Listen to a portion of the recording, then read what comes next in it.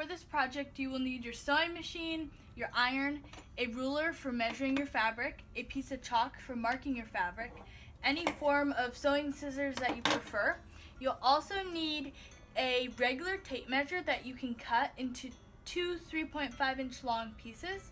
I recommend putting either duct tape or masking tape on the ends so that the edges are blunt.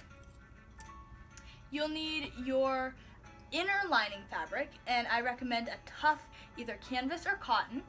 And then of course you'll need your outer fabric, and for this video I will be using a thin cotton. The pattern for this project is considerably straightforward and only consists of two pieces of material. The outer fabric, which is 5 by 16, and the inner fabric, which is 5 by 19. Now we're going to begin sewing. So for this first step, you do not need your outer fabric, so I recommend placing that aside, and we are going to begin working with your inner fabric. So now you're going to take your inner fabric and you're going to fold it over just about 1 or 2 centimeters, and you're going to place a pin in it. Continue pinning this fabric all the way across the edge and then repeat on the other side. Now sew all the way down that seam. Once you have sewn this seam, repeat the same on the other side. The piece of fabric you just sewn with the rough ends of the seam facing up and lay it on the table.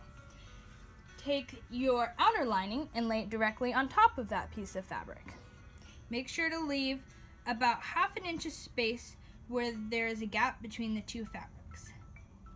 Now that the fabrics are lined up, you will fold the edge of the inner lining over the outer lining and iron it down. Once you have sewn one side down, repeat the same steps on the other side. Now fold your fabric together just like this, right side facing up, and sew along the very edge of this seam. Now trim the excess material off. Now we're going to hide this seam by folding the pencil case inside out. Make sure to poke the end all the way through. Next, you're going to sew along the same edge that was previously sewn. Make sure that if you sewed a 1/4 inch seam on the outside, that you sew a 1/2 inch seam on the inside. Now folding this right side too again. Once again, poking this end all the way through. You have hidden this seam, and it's time to place your tape measures into the little slots that have been created up here.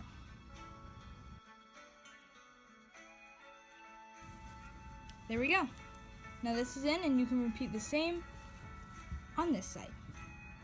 Now this next step is fairly simple. You're going to repeat the exact same steps that you did on this side, now on the opposite side. Sewing a 1/4 inch seam up, flipping it inside out, and sewing once more a 1/2 inch in.